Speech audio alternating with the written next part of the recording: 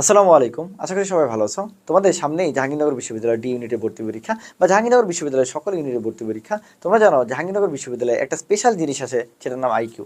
এই আইকিউ নিয়ে ভয় বা ভীতি কাজ করে। সেই ভয় বা ভীতি তোমরা অলরেডি তানভীর ভাইয়ের ক্লাস যারা করছো অলরেডি অনেকটুকু দূর হয়ে গেছে। বাট ওই ক্লাসের শেষ মোমেন্টে তোমরা অনেকে ধৈর্য ধরে রাখতে পারতেছিল না। এই জন্য আমরা লাস্ট মোমেন্টে কিছু ম্যাথ আমাদের ছিল যেটা আমরা করাইতে পারি নাই। তো আমার কাছে মনে হয়েছে যে এই ম্যাথটা আসলে যদি করাই দিই তাহলে তোমাদের অনেক ভালো হবে। ঠিক আছে, সেই জন্য দেখো রাত বাজে 4টা, তোমার তানভীর ভাইয়া ভিডিও করার জন্য দাঁড়াইছে। আমার কাছে মনে হলো যে স্টুডেন্টদের ওই যে আমার একটু আকাঙ্ক্ষা, মনে একটু খুঁত যে শেষ প্রশ্নগুলো তোমরা অনেকেই আমাদের ইউটিউবে বা আমাদের ফেসবুকে কমেন্ট করছো যে ভাইয়া শেষ মোমেন্টে যে নতুন নতুন ম্যাথগুলো ছিল সেটা আপনি একটু করাই দেন নাই বা একটু করাই দিলে ভালো হলো। পরে এই জন্য ভাবলাম যে এটার জন্য লাইভ না নিয়ে আমরা একটা ভিডিও করে দিই। মোটামুটি আমাদের 20-25 মিনিট বা আধা ঘন্টা সময় লাগবে। আমার বিশ্বাস এর মধ্যে আমি শেষ করে দেবো টোটাল ম্যাথগুলো। আমি যেগুলো একটু কম করাইছি বা তোমাদের মনে হয়েছে কনফিউশন, যারা একটু ভিডিওগুলো দেখো নাই বা বুঝো নাই, তারা অবশ্যই প্রথম ভিডিওটা মানে প্রথম যে আমার ম্যারাথনের আইকিউ ম্যারাথন আছে এইবার নতুনটা অবশ্যই পুরোটা করবা। ঠিক আছে, একটু বেশি সময় হলেও ডাবল স্পিড দিয়ে করে ফেলবা। ঠিক আছে, আর যারা করো নাই তারা করে ফেলবা। আর এই পার্টটা তোমরা সেকেন্ড পার্ট হিসেবে দেখবা। আমি আবারও বলছি, আমার এই পার্টটা কিন্তু সেকেন্ড পার্ট, নট লাইক এটাই সব। এটা আমার সেকেন্ড পার্ট। লাস্ট ইয়ারে যে প্রশ্নগুলো আসছে ওইগুলো আমি একটু জাস্ট অ্যানালাইসিস করে দিচ্ছি। ঠিক আছে, তো চলো আমরা কথা না বলে আমরা দেখাই। তবে একটা প্রশ্ন আছে 60 থেকে 80 পরবর্তী, 60 থেকে 80 মধ্যবর্তী বৃহত্তম এবং ক্ষুদ্রতম মৌলিক সংখ্যা। সবার আগে মৌলিক সংখ্যা চিন্তা হবে। মৌলিক সংখ্যা তারাই যারা এক এবং ওই সংখ্যা ব্যতীত অন্য কোনো কিছু দিয়ে ভাগ যায় না।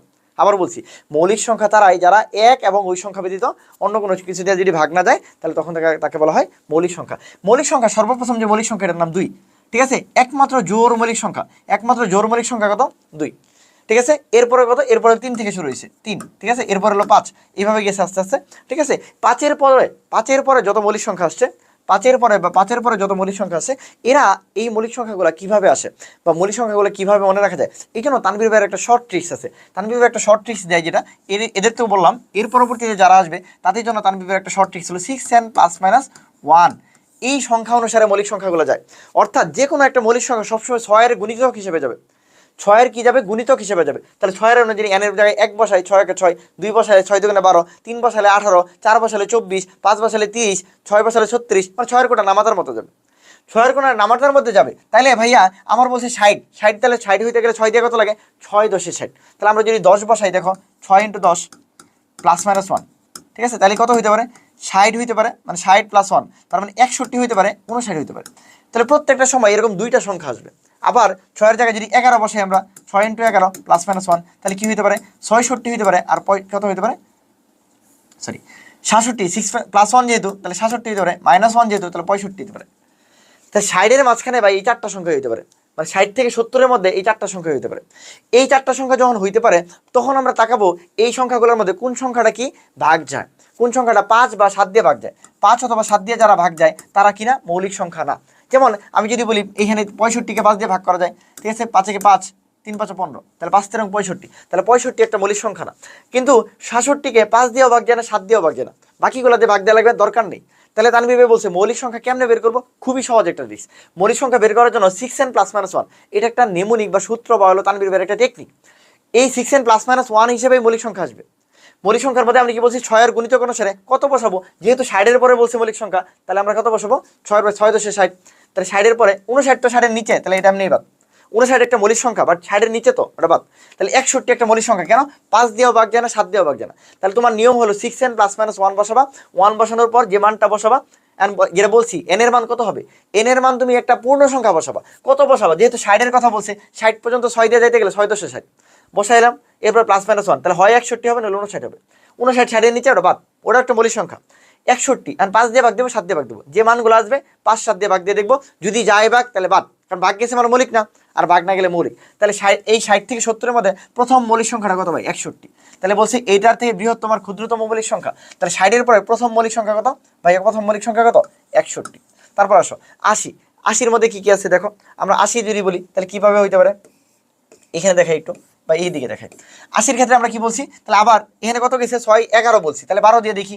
6 12, 12 প্লাস মাইনাস 1, তাহলে 6 12 কত? 72 আর প্লাস মাইনাস 1, তার মানে 72 1 1 73, আর কত? 71। 73 আর কত? 71। তারপরে কত হইতে পারে? 13 বসাইতে পারি। 6 13, 13 যদি বসাই প্লাস মাইনাস 1, তাহলে 6 13 কত? 78, মানে 78 প্লাস 1 মানে 79, আর 67 77। 77-এর মধ্যে 7 দিয়ে ভাগ যায়, তাহলে এটা মৌলিক সংখ্যা না। তাইলে মানে দেখো 60 থেকে শুরু করে 80 পর্যন্ত যাইতে গেলে আমার মৌলিক সংখ্যা কত পাইলাম? 61 একটা মৌলিক সংখ্যা পাইছি, 67 একটা মৌলিক সংখ্যা পাইলাম, দুইটা। 71 একটা মৌলিক সংখ্যা পাইছি 3টা, 73 একটা মৌলিক সংখ্যা পাইছি 4টা, 79 একটা মৌলিক সংখ্যা পাইছি 5টা। আমরা যদি কালার করে দিই তোমাদের, দেখো তাহলে এটা একটা মৌলিক সংখ্যা, এটা একটা মৌলিক সংখ্যা, এটা একটা মৌলিক সংখ্যা, এটা একটা মৌলিক সংখ্যা, এটা একটা মৌলিক সংখ্যা।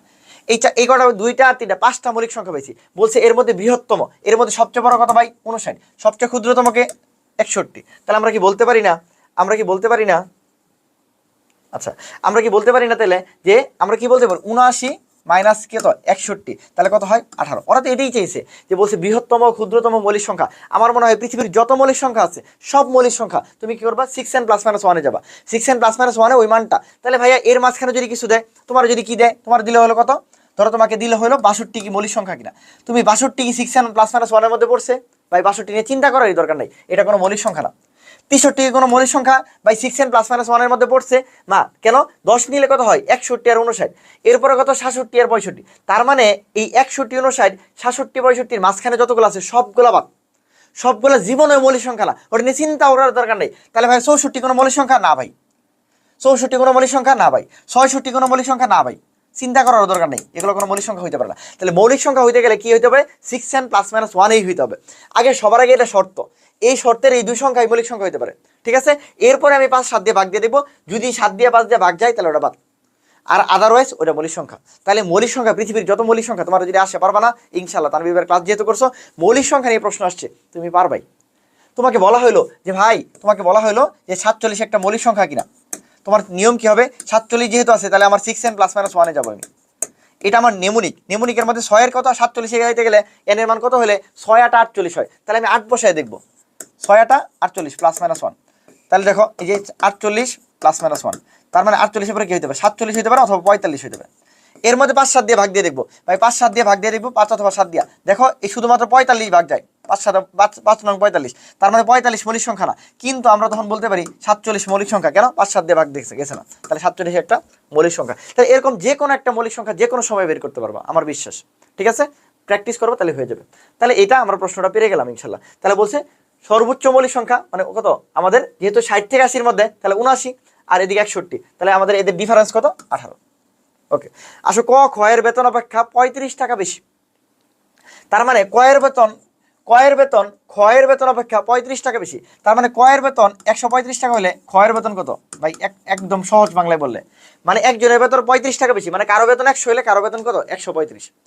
উল্টা ভাবে যদি বলি ক এর বেতন 135 টাকা হলে খ এর বেতন 100 টাকা, তার মানে ক এর বেতন থেকে খ এর বেতন কত টাকা কম বলো? 35 টাকা কম। এক কথায় যদি বলি মানে আমি 135 টাকা পাই, তুমি 100 টাকা পাও, তাহলে আমার চেয়ে তুমি কয় টাকা কম পাও? আমার চেয়ে তুমি কয় টাকা কম পাও? 35 টাকা কম পাও। এখন বলছে যে খ এর বেতন ক এর অপেক্ষা কত টাকা কম, তার মানে তুমি আমার 135 টাকায় তুমি আমার চেয়ে 35 টাকা কম পাও, 1 টাকায় কত কম পাও? 100 টাকায় কত কম পাও, শেষ।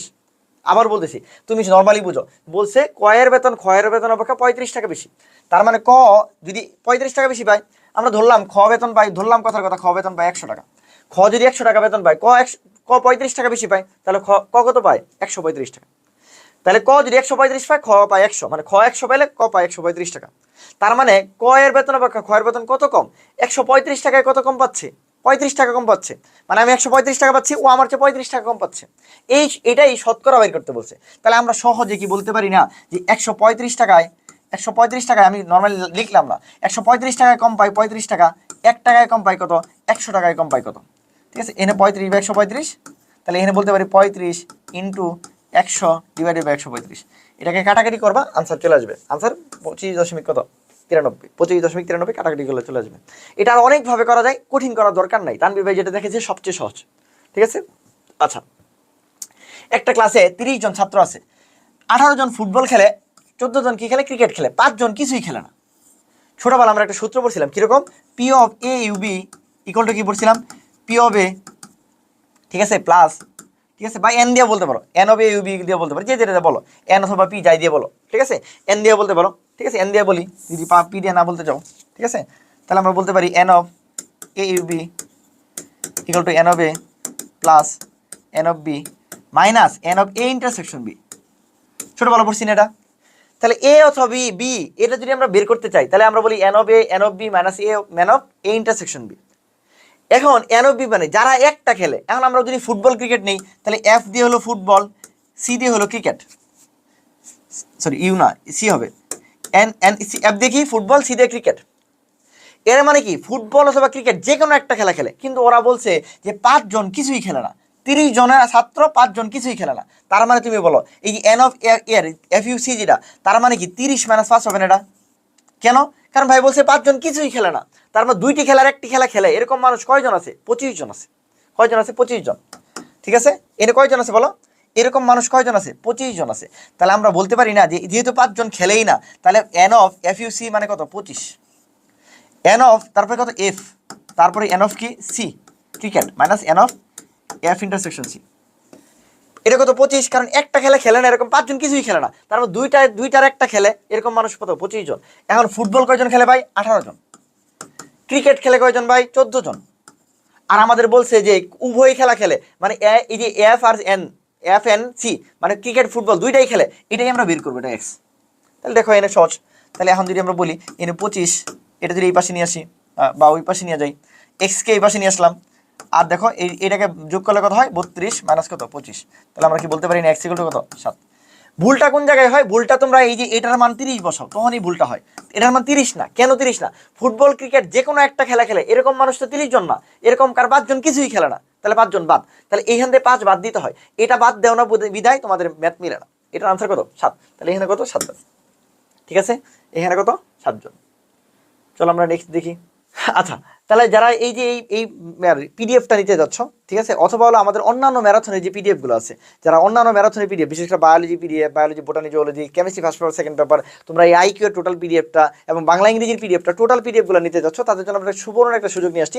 শেষ সময় তোমাদের রিভিশনটাকে র্যাপিড করার জন্য আমরা এই পিডিএফটা তোমাদের হলো অল্প মূল্যে, তো যদি আমাদের বইয়ের দাম, বই আমরা বের করতে চাইছিলাম, শেষ মোমেন্টে আসলে পারি নাই, তো এই বইয়ের দামটা আমরা হলো আরো বেশি রাখার দরকার ছিল, বাট আমরা হলো তোমাদের জন্য একদম সর্বনিম্ন মূল্যে 199 টাকায় তোমাদের এই বিএ স্পেশাল সাজেশন বুক পিডিএফ, যতগুলো ম্যারাথন ক্লাস আছে, যতগুলো পিডিএফ আছে, সবগুলো তোমাদের হলো 199 টাকায় তোমাদেরকে দিতেছি ইনশাল্লাহ। তো যারা এই পিডিএফটা নিতে চাও, তারা অবশ্যই ব্রাদার্স সেশন পেজে নক করবা, পেজে নক করলে, মেসেঞ্জারে নক করলে তোমাদের এই পিডিএফটা 199 টাকা বিকাশ অথবা নগদে, যে নাম্বারটা আছে 0640780704, এই নাম্বারে বিকাশ অথবা নগদে সেন্ড মানি করার পর পেজে সরাসরি নক করলে ইনশাল্লাহ তোমাদের এই পিডিএফটা দিয়ে দেবে। আর যারা শেষ মুহূর্তে ক্লাস দেখতে চাচ্ছ, আমাদের ম্যারাথনগুলো দেখতে চাও, তারা আমাদের কোর্সটা চালিয়ে নিতে পারো 499 টাকা, যেটা কোর্স ফি 799 টাকা ছিল, এটাও তোমাদের জন্য কমানো হয়েছে। তো চলো আমরা হলো বাকি, আচ্ছা তারপর চলে আসো। 3টা ক্রমিক সংখ্যার গুণফল তাদের যোগফল এর 8 গুণ হলে সংখ্যা 3টির গড় কত? এরকম অপশনে গড় না চাই, যদি মান চাইতো তাহলে আমরা অপশন টেস্ট করে ফেলতাম। তানভীর ভাই একটা ওটি বলছিল, ওটি মানে ওটি করতে হবে না, হ্যাঁ ওই মেয়ের মতো ওটি করতে হবে বলতে হবে না, ওটি মানে অপশন টেস্ট। কোনো ম্যাথ না মিলাইতে পারলে তখন অপশন টেস্ট করে ফেলবা। আইকিউ এর সবচেয়ে ইম্পর্টেন্ট একটা জিনিস হলো অপশন টেস্ট। ঠিক আছে, চলো এটা আমরা দেখি। 3টা ক্রমিক সংখ্যা বলছে, এরকম সংখ্যাগুলোর ক্ষেত্রে আমি সবসময় বলি সংখ্যা এরকম নিব না, তোমরা যেটা করো এক্স, x+1 আর x+2 নাও, না এটা করবা না, এটা করলে ম্যাথ বড় হয়ে যায়। তানভীর ভাই আজকে শর্ট ট্রিক্স শিখাচ্ছে, তাহলে আজকে কি বলতেছি, এটা একটা শর্ট ট্রিক্স, যে ভাই যখন এরকম মান নিব তখন আমি মানগুলো নিব এরকম x+1, আরেকটা নেব x, আরেকটা নেব x-1, 3টা নিব, একটা x নিব, একটা বাড়াই নিব, একটা কমাই নিব। এতে সুবিধা কি, একটা -1 একটা +1 হবে, এটা কাটা যাবে, একটা -1 হবে একটা +1 হবে, এটা কাটা যাবে। সহজ, ব্যাপারটা সহজ। কি কারণে? কারণ মাইনাস কি হয়ে যাবে, সংখ্যা কমে যাবে, আর 1+2 নিলে তখন সংখ্যা বাইরে যাবে। এটা সুবিধা, ম্যাথ ক্যালকুলেশনের সুবিধা। আচ্ছা, এখন কি বলছে, সংখ্যার গুণফল তাদের যোগফলের 8 গুণ হলে, সংখ্যার কি গুণফল তাদের যোগফলের 8 গুণ হলে, তাহলে আমরা কি বলতে পারি না x+1 ইন্টু মাঝখানে দিলাম x, পরে বললাম x-1, এটা কি বলছে, যোগফলের 8 গুণ, যোগফলের 8 গুণ, তাহলে 8 দিয়া যোগফল করব, তাহলে কত হবে, x+1 plus x plus x-1। ঠিক আছে, তো আমরা যদি বলি এটা a প্লাস b, এটা a মাইনাস b, তাহলে কি আমরা বলতে পারি না যে a স্কয়ার মাইনাস কি b স্কয়ার, তার মানে a plus b minus b square minus b square, তার মানে x স্কয়ার মাইনাস কি 1 স্কয়ার। ঠিক আছে, আচ্ছা এটা হলো ইনটু কি x, ইনটু কি x, ইনটু x। এখানে আসো, এখানে 8, তারপর দেখো এই যে যেটা বলো সুবিধাটা কি, দেখো 1 আর 1টা কাটা, 1 আর কি 1টা কাটা, কারণ +1 -1, তাহলে কয়টা x আছে, 3টা x, তাহলে এই যে 3x, তাই না? আচ্ছা, এখন দেখো এই x আর এই x কাটা দিতে পারি, তাহলে কি আমরা বলতে পারি না x স্কয়ার, 1টার ওই পাশে যদি নিয়ে যাই, তাহলে 3 আর 24 প্লাস কত 1, তার মানে কত 25, তার মানে সুতরাং x এর মান কত হবে বলো, x এর মান যেহেতু x স্কয়ার এগুলো 25, তাহলে x এর মান 5। x এর মান যদি 5 হয়, তাহলে আরেকটা আর কত মান হবে, +1 মানে কি আরেকটা কত হবে 6, আর -1 আরেকটা কত হবে 4, তাহলে 4 5 6 কয়টা সংখ্যা, 3টা সংখ্যা কি ভাই, 4 + 5 + 6। এখন এর গড় বলছে, গড় মানে কি 3টার যোগফল রে 3 দিয়ে ভাগ, তাহলে 4 আর 5 কত 9, 9 আর 6 কত 15, 15 ভাগ 3 ইকুয়াল কত, 3 5 15, 5, তাহলে এই आंसर 5। সহজ, খুবই সহজ, খালি সাহস করে যাইতে হবে, সাহস করে গেলেই ম্যাথ সহজ। ঠিক আছে? আচ্ছা, 43 থেকে 60 এর মধ্যে মৌলিক সংখ্যাগুলোর যোগফল, এই যে তানভীর ভাইয়ের কথা, তানভীর ভাই বলছে, কি বলছে? সূত্র কি ভাই? 6n + -1, অন্য কিছু চিন্তা করার দরকার নেই। এখন 43 থেকে 43-এ যাবো কেমনে? 6 × 7 = 42। আচ্ছা, 6 × 7 কত? তাহলে 6 × কত নিব? 7 + -1, তাহলে কত? 42 + -1, তার মানে কত? 43 হইতে পারে, 41 হইতে পারে। আমার তো 41 এমনিই বাদ, কারণ 43 থেকে বলছে, তাহলে 41 বাদ। আর 43-কে কি করবো? 5 আর 7 দিয়ে ভাগ দিয়ে দেখবো। 5 7 দিয়ে 43 ভাগ যায়? ভাই যায় না। 5 7 দিয়ে 43 ভাগ যায়? যায় না। ওকে, নেক্সট, তাহলে কত নিব? 7-এর পরে কত নিব? 8 নিব, সংখ্যা তো আর নাই মাঝখানে। তাহলে 6n + -1, 6 × 8 ± কত? 1, 6 6টা কত? 48 + -1, তার মানে হয় 49 হবে, নইলে 47 হবে। হয় 49 হবে, নইলে কি হবে? 47 হবে।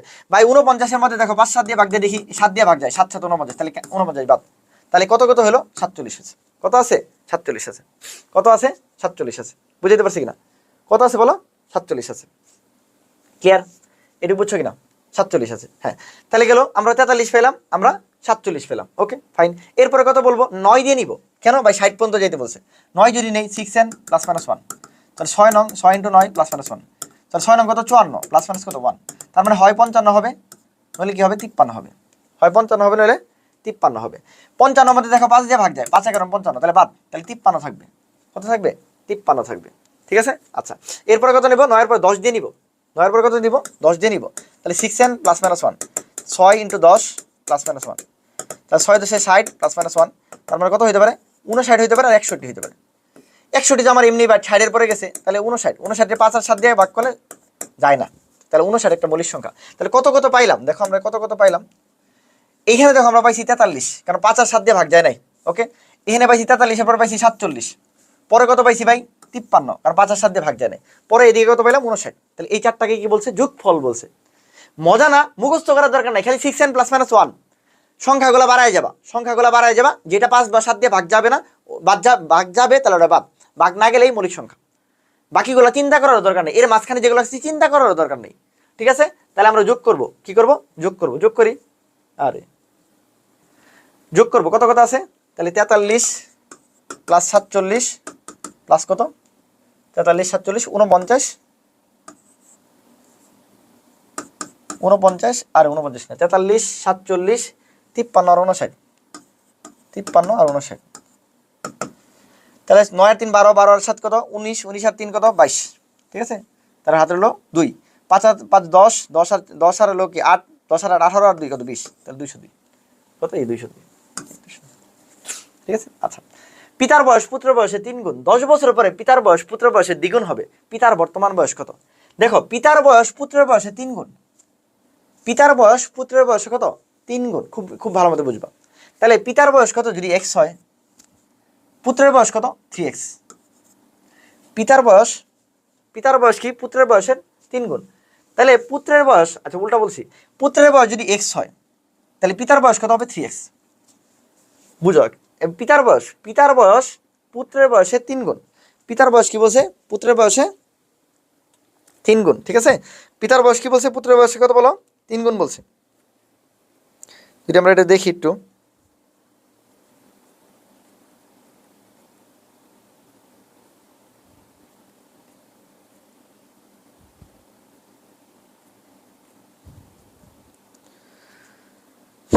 আচ্ছা, তাহলে পিতার বয়স কি বলছি আমরা? যেটা বললাম তোমাকে, পিতার বয়স কি বলছি? 3x ধরছি। আর পুত্রের বয়স কত ধরছি? x ধরছি। পুত্রের বয়স কত ধরছি? x ধরছি। এখন 10 বছর পরে বলছে। 10 বছর মানে কি? এই যে এটা ধরো পুত্র, এটা হলো পিতা, এটা হলো কি? পিতা। ঠিক আছে? পিতা পিতা। তাহলে পুত্রের বয়স x ধরছি, 10 বছর পরে কি হবে? পুত্র কত হবে বলো? x + 10 হবে। পিতা কত হবে ভাই? 3x + 10 হবে। মানে 10 বছর পরে ওরও 10 বছর বাড়বে, ওরও 10 বছর বাড়বে, তাই না? এখন বলছে তখন পিতার বয়সটা পুত্রের বয়সের দ্বিগুণ হবে। তখন পিতার বয়সটা কি হবে? পুত্রের বয়সের কি হবে? দ্বিগুণ হবে। তার মানে তখন এই যে পিতার বয়সটা 3x + 10টা কি হবে? পুত্রের বয়সের দ্বিগুণ হবে।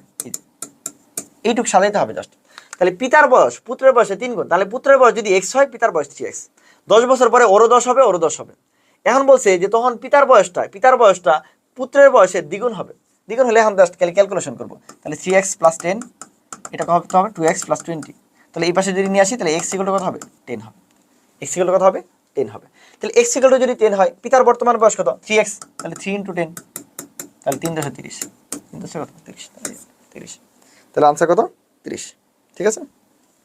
আচ্ছা, এরপর চলে আসো, কোনো সমান্তর প্রগমনে দুটি সংখ্যা যদি 5 আর 12, 5 আর 17 হয়, দুটি সংখ্যা যদি 5 আর কি হয়, তাহলে দেখো 5 এরপর কত আছে 17, তাহলে 5 আর 17 মধ্যে ডিফারেন্স কত ভাই 12, তার মানে পরে যে সংখ্যাটা আসবে এটা ডিফারেন্স 12 দিয়ে দেখবো আমরা, 12 দিয়ে দেখলে হয় 29, দেখি 29 অপশন এই যে আছে, শেষ।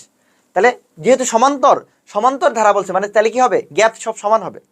সমান্তর দ্বারায় সবসময় কি হয় আমরা জানি, ডিফারেন্স বা ডি সবসময় সমান হয়, অন্তর সবসময় সমান। তাহলে এখানে 12 হয়েছে, মানে পরেরটাই কত হবে 12 হবে, শেষ। এ থেকে জেড পর্যন্ত বর্ণগুলোকে 1 থেকে 26 পর্যন্ত সাজাইলে তখন নাম্বারিং করলে এই লেটার ইকুয়াল টু কত হবে। তানভীর ভাই বারবার বলছে এরকম শব্দ আসলেই এবিসিডি লিখে ফেলতে হবে, A B C D E F G H I J 10টা, ঠিক আছে, K L M N O P Q R S T 20টা, ঠিক আছে, S T U B W X Y Z. আমরা বলছিলাম সবসময় মনে রাখবো এটা হলো 10 নাম্বার, অন্য কালার দিয়ে দেখি, এটা বলছে 10 নাম্বার, এই টি হলো কি, টি কত, টি20, তাহলে এটা 20 নাম্বার। আমি সবসময় বলছি এই দুটা ফিক্সড করে ফেলবো, এটা 1 নাম্বার, ঠিক আছে। আচ্ছা, এখন বলছে কি এল তাহলে কত ভাই, এটা 11, এটা 12, টি তো 20, ই এর মান কত ভাই, ই এর মান 5, আর এর মান কত, এই যে আর এর মান, এটা যদি 20 হয় এটা 19, এটা 18, বাকিগুলো লেখার দরকার নাই। এখন আমি জাস্ট যোগ করব, তাহলে এল এর জন্য কত পাইছি ভাই, এল এর জন্য পাইছি 12, ই এর জন্য কত পাইছি 5 প্লাস, টি এর জন্য কত পাইছি 20 প্লাস 20, দুইটা দিয়েছে তো। আচ্ছা, ই এর জন্য কত পাইছি ভাই 5, আর এর জন্য কত পাইছি ভাই 18, গুণ যোগ করবো তাহলে শেষ। তাহলে 5 আর 12 কত, 17, 17 আর 20 কত, 37, 37 আর 20 কত, 57, 57 আর 5 হলো 62, 62 আর 18 কত, 80, তাহলে আনসার কত, 80। সহজ, একদম সহজ, মানে জাস্ট এবিসিডি লিখলে আনসার শেষ। এখন তারপর চলে আসো 19, 33, 51, 73 এর মধ্যে কি 19 থেকে 33 যাইতে গেলে আমার কি লাগে ভাই, 19 থেকে 33 যাইতে গেলে লাগে 14, 33 থেকে 51 এখানে যাইতে লাগে কত ভাই 18, 51 থেকে 73 এখানে যাইতে লাগে কত ভাই 22, তাহলে দেখতেছি 4 করে বাড়তেছে, 4 মানে বাড়ছে, পরে আবার 4 বাড়ছে, তাহলে পরেরটাই কত পারবে ভাই, এখানে কত পারবে ভাই 24, 22 থেকে কত হবে 26, তাহলে 73 এর সাথে কত 26 যোগ করলে যা হয় তাই, 3 6 3 8 6 9, 7 আর 2 কত, 7 আর 2 কত 9, তাহলে 99। 20 সদস্য বিশিষ্ট একটা ফুটবল দল হতে একজন অধিনায়ক নিব আর একজন সহ অধিনায়ক নিব, তাহলে দুইজনরে নিব। 20 সদস্য থেকে যেহেতু এইভাবে নির্বাচন করতে বলছে, তাহলে আমরা লিখে ফেলতে পারি 20 P2, 20 জন থেকে আমরা দুইজনকে আলাদা করব, তাহলে পি মানে কি আমরা জানি 20 ইন্টু কত 19, একবার সহজ, তাহলে 19 যখন কত 38, তাহলে 380 জন, এটাই আনসার, 380 জন, হ্যাঁ ঠিক আছে, 380 জন। এই 2টা 15 মিনিটের সময় ঘন্টার কাটা আর মিনিটের কাটা, তানভীর ভাই বলছে এগুলো খুবই সহজ, একদম সহজে করে ফেলানো যায়। 11 কি বলছি এম মাইনাস 60 কত এইচ, এটা তোমাদের সূত্র ভুলে যাও অনেকে, মনে রাখবা মিনিট সবসময় ছোটটার সাথে থাকে, মিনিট 60টা যেহেতু 11-র সাথে গুণ করলে অনেক বেশি, 60-এর সাথে যেহেতু অনেক বড় সংখ্যা, তাহলে আওয়ার মানে 12টা গুণ করবো, এগুলাকে কি করতে হয় মডুলাসে রাখতে হয়, কারণ সবসময় ধনাত্মক। এখন 11 ইন্টু কত এম, এম এর মান কত আছে 15 মিনিট, তাহলে 15 মাইনাস 60 কত এইচ কত 2টা, তাহলে কত এই 2, আর যে 8টা থাকে তখন শূন্য বসাই আমরা, হ্যাঁ, তাহলে এটাকে যদি গুণ করি তাহলে 11 আমরা কত বলতে পারি 165 মাইনাস কত 120, ডিফারেন্স কত 2, মডুলাস দিব, হ্যাঁ, তাহলে 165 মাইনাস 120, তার মানে কত আছে ভাই, এখানে ছিল 20 মানে হলো কত 40, 45 বাই 2, তাহলে 45 ভাগ করলে 22.5, 22.5 দিকে, এই 22.5 দিকে। কোন সংখ্যার 40% সাথে 42 যোগ করলে ফলাফল ওই সংখ্যাটাই হয়, তাহলে কোন সংখ্যা মানে এক্স এর কত 40%, কোন সংখ্যার 40% এর সাথে কত যোগ করবো 42 যোগ করবো, করলে কি হয় ওই সংখ্যাটা হয়, ওই সংখ্যাটা কি এক্স না, তাহলে ইকুয়াল টু এক্স। এই কোন সংখ্যার সাথে 40% এর সাথে 42 যোগ করলে সংখ্যাটা হয়, তাহলে এক্স, এই সহজ, এখন খালি ইকুয়েশন করবো, এক্স ইকুয়াল টু কত 40 বা 100 প্লাস কত 42 ইকুয়াল টু কত এক্স, এই পাশে যদি নিয়ে আসি এটা শূন্য আর এটা কাটা, ঠিক আছে, 2 দিয়ে কাটলে 2 আর 2 দিয়ে কাটলে কত 5, তাহলে আমরা বলতে পারি এইভাবে বলতে পারি 2x বাই 5, ঠিক আছে, মাইনাস কত এক্স, আচ্ছা ওই পাশে নিয়ে যাই, হ্যাঁ, তাহলে 42কে এই পাশে রাখলাম, এক্স মাইনাস কি হবে 2x বাই কত 5, ঠিক আছে, 2x বাই কত 5, তাহলে আমরা যদি এনে বলি, তাহলে আমরা যদি বলতে পারি এলো কত 5, এটা কত 5x মাইনাস 2x ইকুয়াল কত হবে 3x বাই হলো 5, তখন এটা বলতে পারি এই পাশে, বা 42 ইন্টু 5 ইকুয়াল টু 3x, সুতরাং x equal to 42 into 5 by হলো 3, 3 14 42, হ্যাঁ, তাহলে x ইকুয়াল টু কত, x ইকুয়াল টু হলো 5 14 70, হ্যাঁ 5 14 কত 70, x ইকুয়াল কত 5 14 70, এই 70। যদি b two the power x equal two y হয়, f two the power x equal two r হয়, ঠিক আছে, l two the power x equal to কত 252, তাহলে এখানে বলছে এখানে প্রশ্নবোধক স্থানে কত বসবে, প্রশ্নবোধক স্থানে কত বসবে। এখন এটা একটু ভালো মতো খেয়াল করতে হবে, বি এই যে দেখো এবিসিডি যখন লিখছিলাম কই গেল, এই এবিসিডি যখন লিখছিলাম তখন আমরা দেখাইছি বি কয় নাম্বার অক্ষর, বি 2 নাম্বার অক্ষর, বি কয় নাম্বার অক্ষর, 2 নাম্বার অক্ষর, ওয়াই কয় নাম্বার অক্ষর ভাই, এটা যেহেতু 26 তাহলে এটা 25 নাম্বার অক্ষর। তাহলে বি আর ওয়াই এর কথা বলছি, দেখি আমরা এদিকে বি আর ওয়াই এর ক্ষেত্রে দেখো, বি আর ওয়াই এর কথা বলছি, বি কে যদি আমরা 2 ধরি, ওয়াই কে যদি আমরা 25 ধরি, এর মধ্যে যেহেতু গুণ আছে তাহলে বি টু দি পাওয়ার মানে 25 গুণ কত 50, তাহলে মিলে গেছে। কিন্তু এটা টু দি পাওয়ার একটা এক্স আছে, তাহলে এক্স এর এমন একটা মান নিতে হবে যার কারণে 2 যেন 2 থাকে, কারণ 2 যদি কমে যায় বা বাইরে যায় তাহলে ঝামেলা ভাই। তাহলে এক্স এর এমন একটা মান হবে যেন কি থাকে 2, যেন 2 থাকে। তাহলে আমরা এক্স এর মানটা বের করি, এটা কিন্তু টু দি পাওয়ার এক্স, এটা গুণ না কিন্তু, এটা টু দি পাওয়ার এক্স, এটা টু দি পাওয়ার এক্স। তাহলে যেহেতু গুণ না তাহলে আমরা টু দি পাওয়ার এক্স লিখলাম, ইকুয়াল টু কত 50। তাহলে আমরা এক্স এর মানটা বের করি দেখি। এখন তোমরা বলতে পারো যে ভাই এক্স এর মান কেন বসাইলাম না, এক্স এর মান কেন এবিসিডিতে বসাইলাম না। এখন এক্স এর মান কত 24, তুমি বলো, তুমি যদি এটা 24 বসাও, তুমি যদি টু দি পাওয়ার 24 বসাও তাহলে কি তোমার এটা মান তুমি বুঝতেছো কত বড় হইতেছে, তার মানে এক্স এর মান ওরা দেয় নাই, এক্স এর মান ওরা দেয় নাই, ওরা বি এর মান আর ওয়াই এর মান ইউজ করতে বলছে। আর এক্স একটা অজানা রাশি ধরছে, এক্স একটা কি ধরছে অজানা রাশি ধরছে। তাহলে টু দি পাওয়ার এক্স এর থেকে আমরা এক্স এর মানটা বের করি। তাহলে টু দি পাওয়ার এক্স এর কে আমরা বের করব, টু দি পাওয়ার এক্স ওখানে যদি আমরা ভাগ দেই 50 ভাগ 25 তাহলে কত হয় 2, 2 এর উপরে কি মনে 1 আছে না।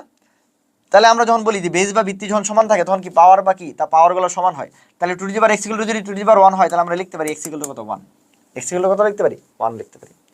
তাহলে আমরা কি এখন এইখান থেকে প্রশ্নবোধকটা বের করতে পারবো না? হ্যাঁ অবশ্যই পারবো। কেমনে? আমরা যদি বলি দেখো এখান থেকে বের করি, আমরা বলতাম L two the power x, এখানে তো আমার মানটা চাইছে, এই প্রশ্নবোধক মানটা চাইছে ইন্টু 252।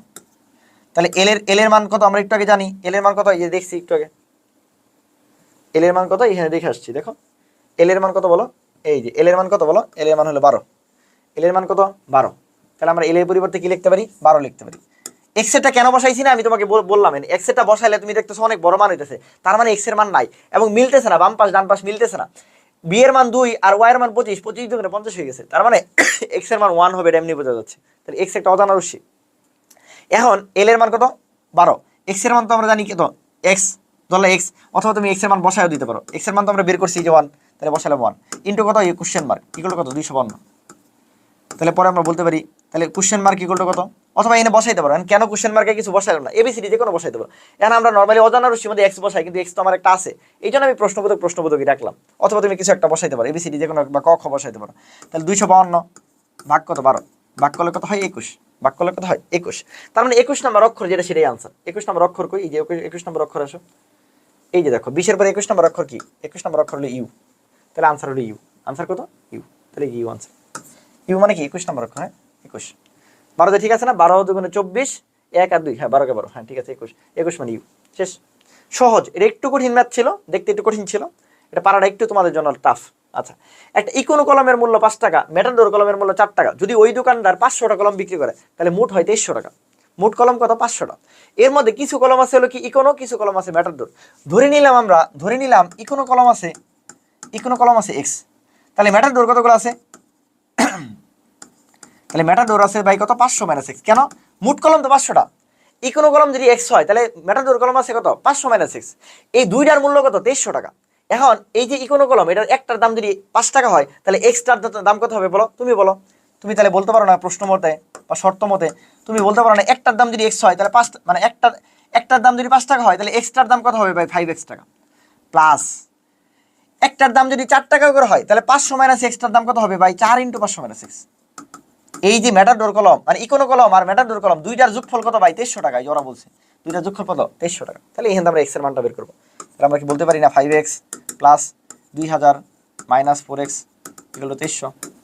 তাহলে 5x থেকে 4x বাদ দিলে কি, সুতরাং x ইকুয়াল টু কত, এই পাশে যদি যায় 2300 থেকে 2000 বাদ দিলে কত 300, x কত 300। তাহলে x মানে কি ইকোনো কলম, তাহলে সে কয়টা ইকোনো কলম কিনছে ভাই 300টা কিনছে, এই যে 300। 1971 সালে পহেলা জানুয়ারি যদি শনিবার হয়, 1972 সালে পহেলা জানুয়ারি তানবীর ভাই ম্যারাথন ক্লাসে পড়াইছে, আইকিউ ম্যারাথন। আমি আবার বলতেছি এই ক্লাস করলে কিন্তু শুধু হবে না, যারা এই ক্লাস করে সব ভাবতেছে ছোট ভিডিও করে ফেলি, ভাই এই ক্লাসের আগে অবশ্যই ম্যারাথন মেন ভিডিও করতে হবে। এটা কয়েকটা প্রশ্ন বাদ ছিল, এটা দেখাই দিচ্ছি, ঠিক আছে। আচ্ছা, 1971 সালে পহেলা জানুয়ারি তানবীর ভাই বলছে যে কোনো একটা সালের প্রথম তারিখ মানে পহেলা জানুয়ারি যে তারিখ হয় ওই বছরের 31শে ডিসেম্বর, কি বলছি এদের কি একই বার হয়। বলছি আজকে পত্রিকায় দেখবা তুমি কোনো বছরের প্রথম দিন যে বার ওই বছরের 31শে ডিসেম্বর সেম বার, 31st নাইট সেম বার। দেখো আজকে মিলাই দেখো তুমি 25 সাল থেকে 2075 সাল তুমি যদি বাইর করো দেখবে একই। কোনো বছরের প্রথম পহেলা জানুয়ারি যে বার 31শে ডিসেম্বর সেম বার। ব্যতিক্রম হয় শুধুমাত্র লিপ ইয়ার হলে, লিপ ইয়ার হলে যেহেতু ফেব্রুয়ারি 29 দিন, তখন একদিন বেড়ে যায়। পহেলা জানুয়ারি যেবার হয় 31শে ডিসেম্বর একদিন বেশি হয়। শনিবার হলে রবিবার হয়, রবিবার হলে সোমবার হয়, এরকম। যেহেতু 1971 সাল বা 72 সাল কোনোটাই লিপ ইয়ার না, তাহলে আমার এই চিন্তা করার দরকার নেই। তাহলে পহেলা জানুয়ারি যদি শনিবার হয়ে থাকে, তার মানে 31শে ডিসেম্বর এটা যদি শনিবার হয়, 31শে ডিসেম্বর শনিবার। এখন পরীক্ষায় তো আমার 31শে ডিসেম্বর চায় নাই, পরের দিন চাইছে। পরের দিন মানে কি 72 সালে কি পহেলা জানুয়ারি, তাহলে শনির পরের দিন হবে, শনির পরে কি হবে, রবি। তাহলে আবারও বলতেছি, কোনো বছরের পহেলা জানুয়ারি যেবার হয় ওই বছরের 31শে ডিসেম্বর সেমবার হয়, যদি লিপ ইয়ার না হয়। যেহেতু 1971 আর 72 মধ্যে লিপ ইয়ার নাই, তার মানে শনিবার শনিবারই হবে। কবে? 31শে ডিসেম্বর। কিন্তু আমার তো পরীক্ষা 31 চায় নাই, চাইছে পহেলা জানুয়ারি। তাহলে পহেলা জানুয়ারি কি 31শে ডিসেম্বরের পরের দিন, তাহলে শনিবারের পরের দিন, রবিবার। আনসার রবিবার। যদি 2রা জানুয়ারি চাইতো, 2রা জানুয়ারি 72-এর একই ভাই, কিছুই না। তাহলে রবিবারের পরে কি হইতো? সোমবার হইতো। 29শে ডিসেম্বর যাইতে পারতো না, বা 30শে ডিসেম্বর যাইতে পারতো না, শনির আগে শুক্রবার হইতো, বা তার আগের দিন বৃহস্পতিবার হইতো, এরকম। এই তারপর এ এর অবস্থান বি, এর অবস্থান বি এবং 8 মাইল দক্ষিণে।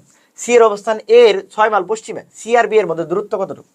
ঠিক আছে, সি আর বি এর মধ্যে দূরত্ব কতটুকু? দেখো আমরা যদি এই যে বলছি, তানবির সবসময় বলছে উপরে উত্তর, কি বলছি? উপরে উত্তর, নিচে কত? দক্ষিণ। ডানে পূর্ব, ডানে পূর্ব, বামে পশ্চিম। এখন বলছে এ এর অবস্থান বি থেকে 8 মাইল দক্ষিণে। তাহলে ধরলাম আমি মাঝখানে এইখানে আছি, আমি ধরো এইখানে আছি, এই যে আমি ধরো এইখানে আছি, এই থেকে 8 মাইল দক্ষিণে, ধরো এই যে এখানে 8 মাইল দক্ষিণে আছি।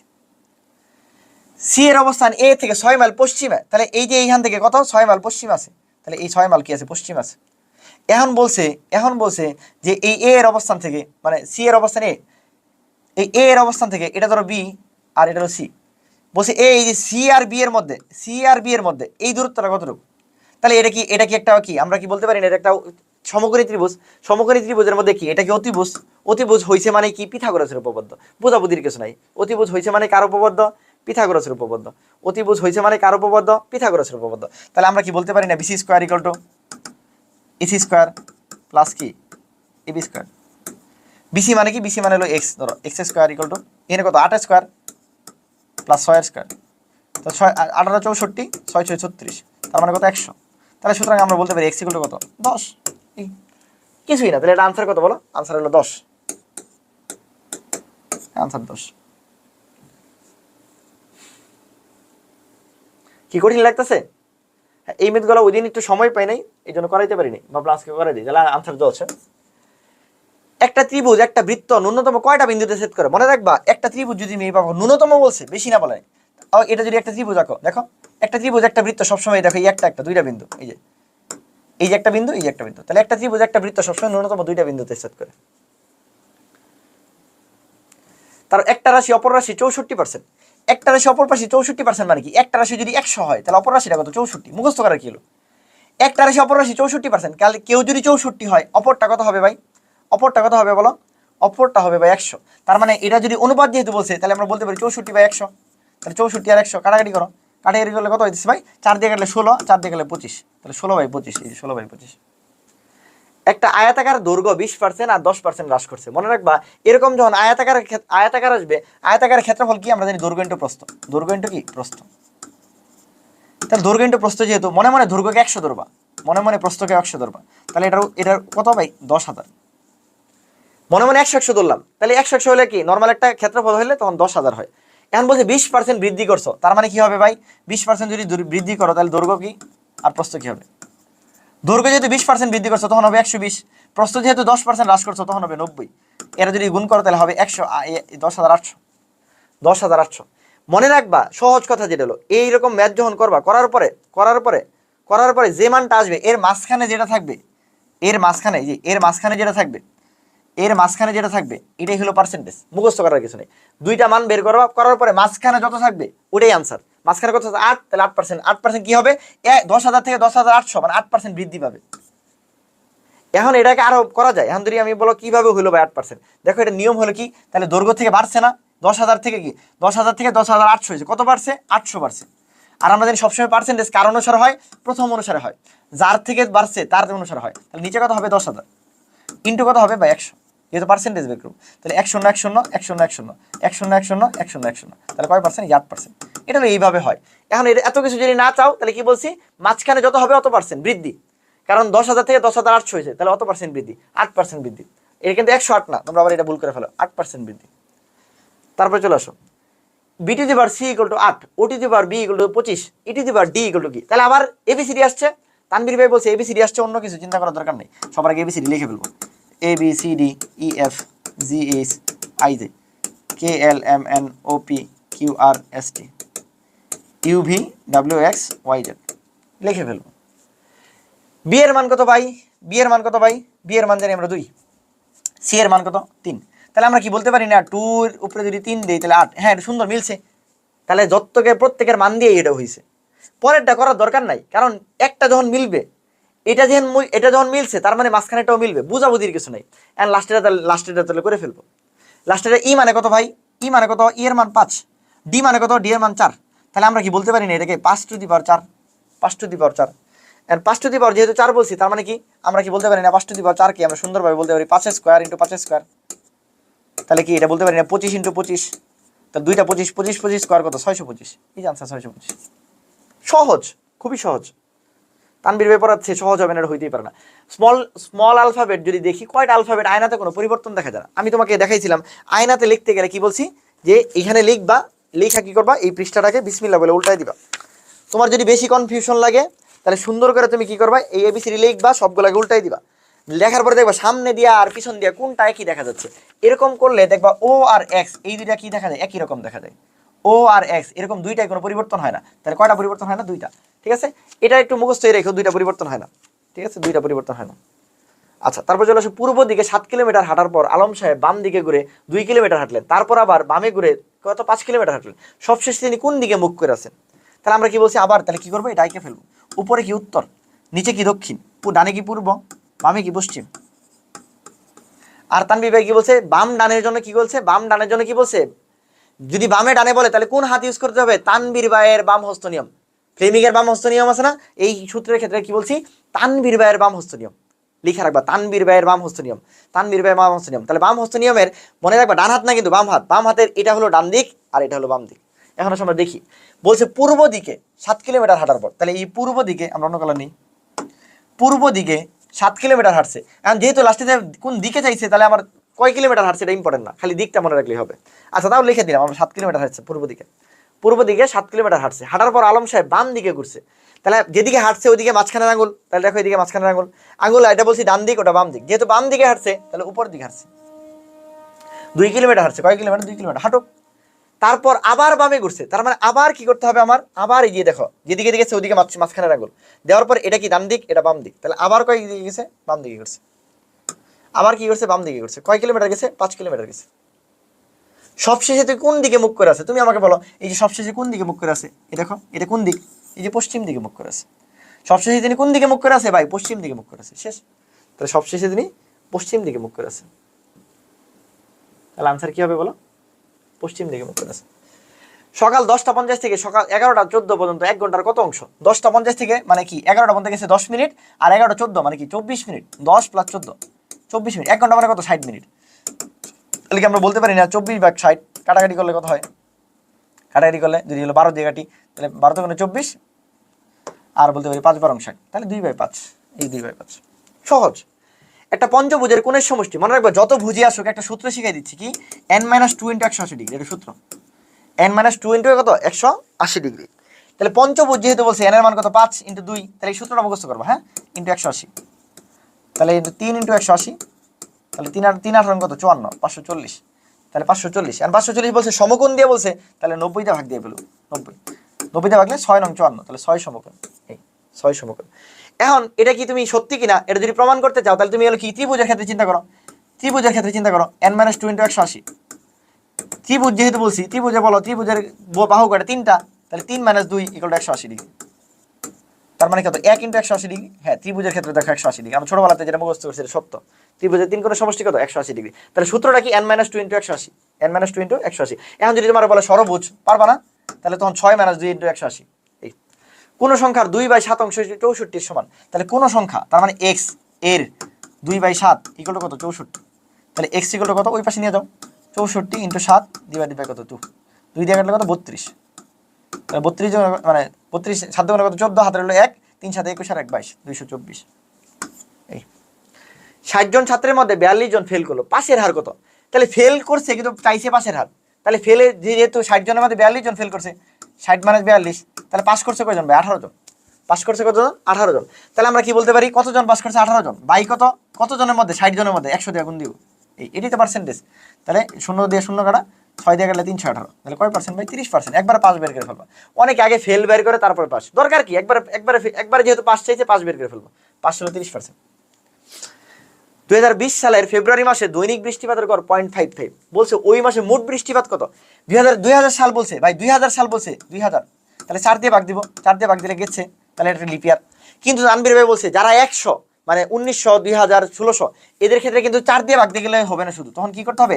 400 দিয়ে ভাগ দিতে হবে। হ্যাঁ, 400 দিয়ে ওটা ভাগ গেছে, তো তাহলে এটা কি একটা লিপিয়ার? যেহেতু লিপিয়ার, তার মানে ফেব্রুয়ারি মাস কয় দিনে? 29 দিনে। প্রতিদিন কত ভাই? 0.55 করে গেছে। তাহলে মোট কত যোগ? এই যে গুণ দিলে হয়ে যাবে। গুণ দিলে কত? 15.95। 15.95, হ্যাঁ ওরকমই হওয়ার কথা। এটা দেখো আর কি, 15.95 গুণ করবা, গুণ করলে আনসার হয়ে যাবে। দেখো এটাই 15.95 মনে হওয়ার কথা। এটাই আসো, দেখো প্রথমে আছে 3, যদি আমরা দশমিক বাদ দিই, প্রথমে 3, পরে 12, পরে 48, তাহলে 3 4 12, 3 4 12 48, তাহলে প্রতিবার 4 করে বাড়তেছে, তাহলে পরের বার কি হবে? 4 দিয়ে গুণ দিব। তাহলে 4 আর 48 কত? 192। 192 একটাই আছে, 192 মানে 1.92, 1.92।